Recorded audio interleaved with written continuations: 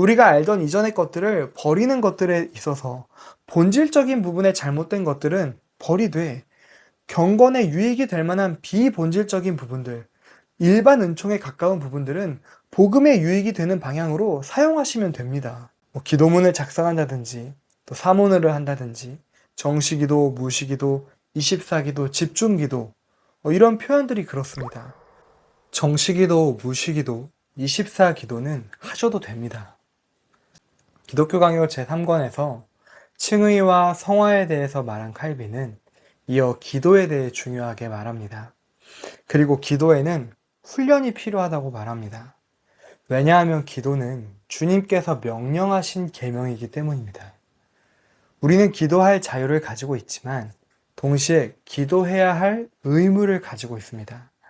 기도의 목적은 하나님과의 사랑의 교제에 있습니다.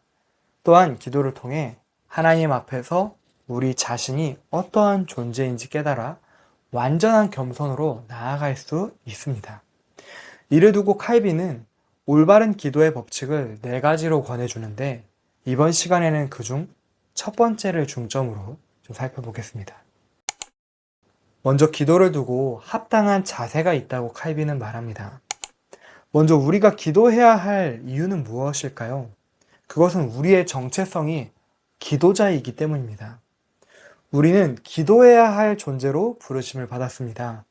정신과 마음을 합당한 자세로 갖추어 삶으로 연결되는 기도자의 삶을 살아야 합니다.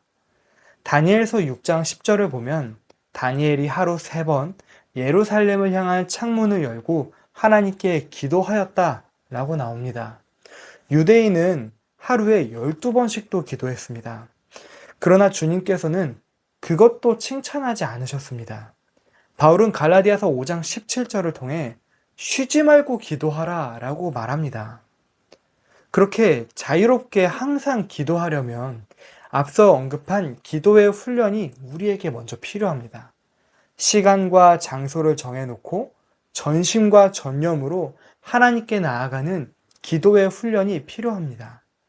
그러한 기도로 나아가기 전에 미리 점검해야 할 것은 우리가 드리는 이 기도의 대상이 누구인지 돌아보는 것입니다.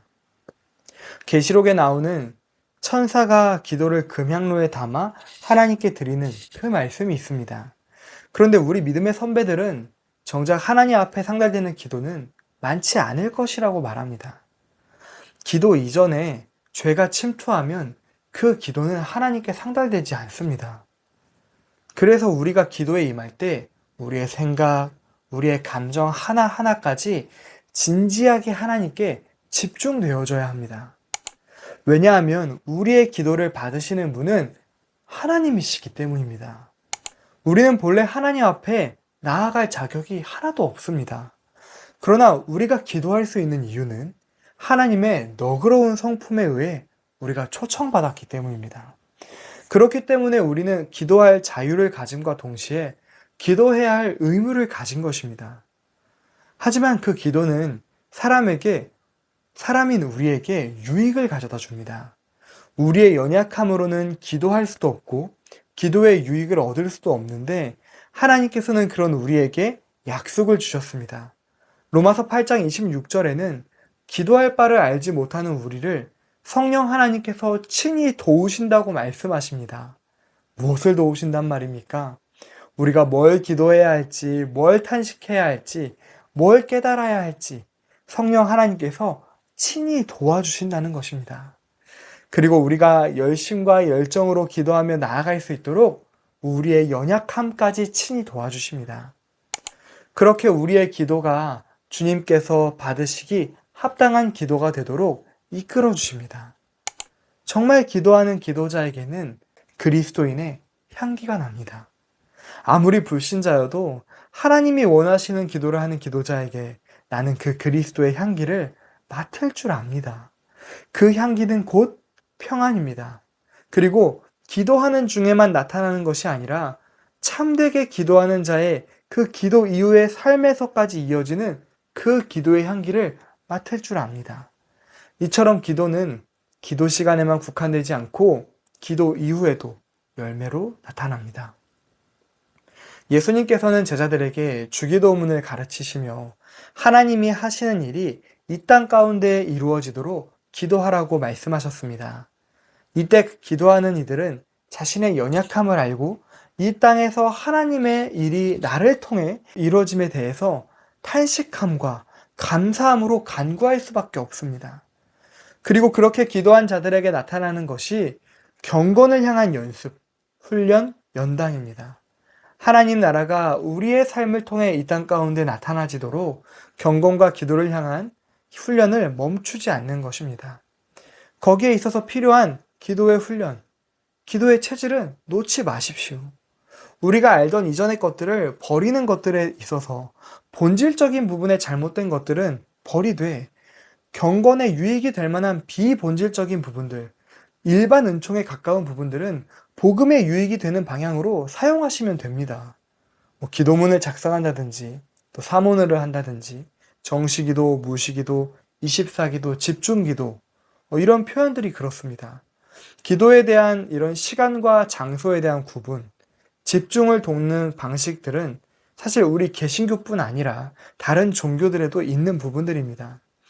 이런 일반 은총적인 부분들은 하나님께 지혜를 구하고 복음의 유익에 해가 되지 않는다면 굳이 구태여 적대시할 필요가 없습니다. 또한 새로 가게 된 공동체에서 큐티라든지 더 도움이 되는 것들이나 함께하는 것들이 있다면 굳이 옛 것만 내가 강조할 필요도 없습니다. 경건에 유익이 되는 방향으로 성령 하나님의 도우심을 따라 인도받으시기 바랍니다. 시편의 말씀에 우리의 앉고 일어섬을 아시는 주님께서 우리와 함께 하심을 말씀하십니다. 우리가 왜 기도해야 할까요? 주님이 우리와 함께 하심을 놓지 않는 우리 모두가 되기를 간절히 소망합니다. 하나님 감사드립니다. 우리의 기도를 받으시기 합당한 주님께 합당한 기도의 자세로 나아가길 간절히 소망합니다. 우리가 무엇을 기도해야 할지, 무엇을 탄식해야 할지, 무엇을 깨달아야 할지 알 바를 알지 못하는 우리의 연약함을 도와주시옵소서. 그래서 이 땅 가운데 주님의 나라가 내 삶을 통해 이루어지는 오늘과 매일의 삶이 되게 힘써 도와주시옵소서. 감사드리며 지금도 우리와 함께 하시는 예수 그리스도 이름으로 기도합니다. 아멘.